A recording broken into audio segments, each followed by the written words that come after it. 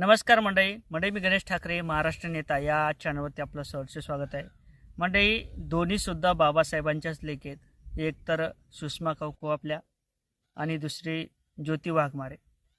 ज्योती वाघमारे जरी बाबासाहेबांचीच लेख असेल परंतु तिची बोलण्याची शैली ही फार चांगली आहे. एखाद्या जातीवरती एखाद्या धर्मावरती ती बोलत नाही. सर्वसामान्यांच्या प्रश्नावरती सर्वसामान्यांच्या हिताचे प्रश्न असतील कामं असतील त्या कामावरती ती फार चांगलं बोलते. आणि तिचे वडीलसुद्धा पॅन्थर या शाखेचे त्या ठिकाणी प्रवक्ता होते म्हणत. एक काम करत होते, सर्वसामान्याचे ते प्रश्न सोडत होते. यांची घरची जी काही परिस्थिती असेल ती बिकट होती आणि त्यानंतर भाऊसुद्धा त्या ठिकाणी बिगारी काम करतात. असं सुद्धा या ज्योती वाघमारेचं परिवार आहे. परंतु दुसरीकडेच आपल्या काकू सुषमा आंधळे यांना राज्यसभेवरती तर काही मिळालंच नाही. सुरुवातीला उद्धव ठाकरे यांच्या गटाच्या विरोधात होते, हे देखील आपण बघितलं. कशा पद्धतीने बाळासाहेब ठाकरे यांना थिरड्या म्हणाल्यात होत्या ते देखील आपण बघितलं. आणि हिंदू धर्माचं जे काही दैवत असते आई भवानी, छत्रपती शिवाजी महाराज यांनी देखील आई भवानीला मानलं होतं. आणि याच आई भवानीचा जो काही कार्यक्रम असतो, जे काही नवरात्र असते त्यावेळेस महिला वर्ग मोठ्या प्रमाणात उपास धरतात. आणि त्या महिला वर्गाला एखाद्या जर चक्कर आली आणि सुषमा काकूने जर आपल्याला विचारलं काय झालं बाई, तर म्हणते की मला उपास आहे आणि चक्कर येऊन पडली.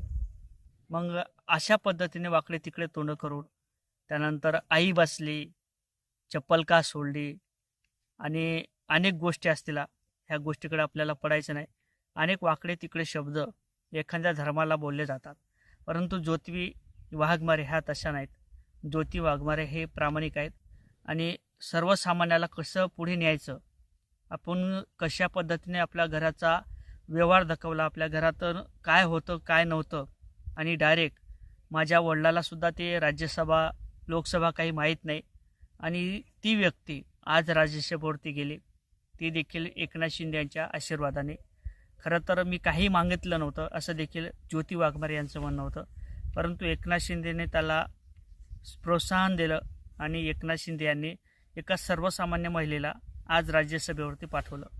कदाचित ह्या सुषमा आंधळेसुद्धा मोठ्या झाल्या असत्या, अधिक मोठ्या झाल्या असत्या, आता तर आहेतच, पण तो याहीपेक्षा मोठ्या झाल्या असत्या.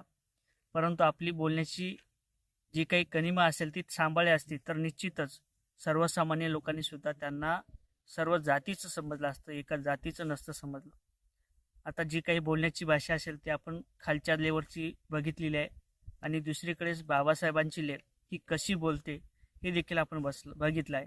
एकनाथ शिंदे यांनी त्यांना सहकार्य केलं आणि राज्यसभेवरती पाठवलं. कदाचित आज एकनाथ शिंदे ज्या जागेवरती आहेत त्या ठिकाणी उद्धव ठाकरे असते, परंतु काही समीकरणं जुळाले नाहीत, काही भेदभाव असतील, काही विचार वेगळे असतील, ते पटले नाही आणि उद्धव ठाकरेंनी त्याच ठिकाणी काँग्रेससोबत जाण्याचा निर्णय घेतला.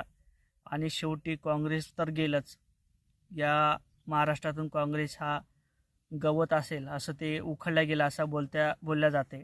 आणि भाजपसुद्धा म्हणायचं की एक दिवस हे काँग्रेसचं गवत मी साफ करील, अशा पद्धतीची भाषा होती. त्याला कुठेतरी या भाजप सरकारने साफ केलं असंही म्हणावं लागेल. आपण भाजप सरकारच्या खिलाफात आहे, आपण त्यांच्या विचाराच्या विरुद्ध आहे, परंतु जे आहे ते सांगण्याचा प्रयत्न करतोय.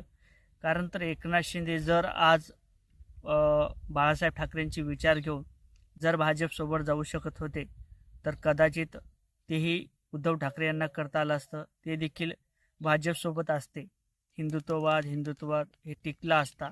परंतु ज्या बाळासाहेब ठाकरेने काँग्रेसला दूर ठेवलं होतं त्याच आपण काँग्रेससोबत आज मांडीला मांडी लावून बसलो. कुठंतरी थांबलं गेलं पाहिजे होतं. आणि निश्चितच आता ज्या पद्धतीने उद्धव ठाकरे राज ठाकरे एकत्र आले, हे एकत्र राहिले गेले पाहिजेत असं देखील आहे. आता सुषमा ताईच्या विषयी तुम्हाला काय वाटते, ज्योती वाघमारेच्या संदर्भात नेमकं तुम्हाला काय वाटते, कमेंट करा. दोघीची बाजू कशी होती हे तुम्हीच ठरवा.